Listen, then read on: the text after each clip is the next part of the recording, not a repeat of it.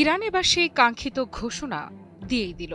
পারমাণবিক অস্ত্র তৈরির পথেই হাঁটছে ইরান। দেশটির এক জ্যেষ্ঠ আইন প্রণেতা সরাসরি বলেছেন, ইরানের উপর আবার হামলা হলে ৯০% পর্যন্ত ইউরেনিয়াম সমৃদ্ধকরণ হতে পারে ইরানের বিকল্প সিদ্ধান্ত। শুনতে হয়তো প্রযুক্তিগত বিষয় মনে হতে পারে, কিন্তু বাস্তবে এই ৯০% সমৃদ্ধকরণ কথাটাই বিশ্ব রাজনীতির সবচেয়ে ভয়ঙ্কর সংকেতগুলোর একটি। কারণ বিশেষজ্ঞদের মতে এ পর্যায়ের সমৃদ্ধ ইউরেনিয়াম পারমাণবিক অস্ত্র তৈরির খুব কাছাকাছি। তাহলে কি ইসরায়েল যুক্তরাষ্ট্রের ভয়ই সত্যি হতে চলেছে? ইহুদিবাদীদের আধিপত্যের মুখে ছাই দিয়ে মধ্যপ্রাচ্যের নতুন পরাশক্তির খাতায় নাম লিখিয়ে ফেলছে ইরান। কি করবে এবার যুক্তরাষ্ট্র? কিভাবে থামাবে নিজেদের হামলার মধ্য দিয়ে ডেকে আনা এই সর্বনাশ?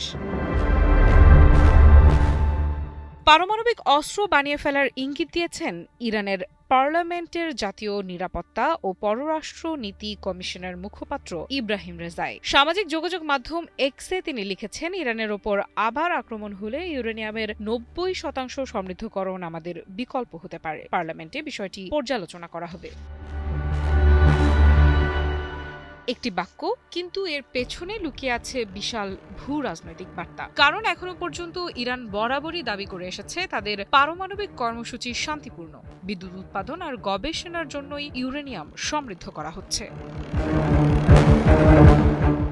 কিন্তু ৯০%?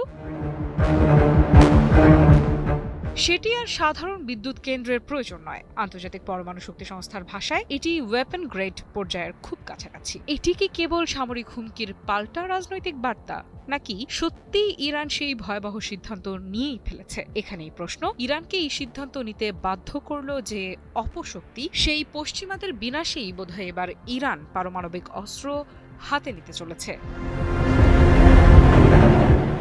বিশ্লেষকেরা বলছেন, সাম্প্রতিক উত্তেজনা এই অবস্থানকে আরও কঠোর করেছে। বিশেষ করে ইসরায়েল ও যুক্তরাষ্ট্রের সম্ভাব্য হামলার আশঙ্কা ইরানকে আগের চেয়ে বেশি আক্রমণাত্মক ভাষা ব্যবহার করতে বাধ্য করেছে। আর এখানেই তৈরি হচ্ছে নতুন উদ্বেগ।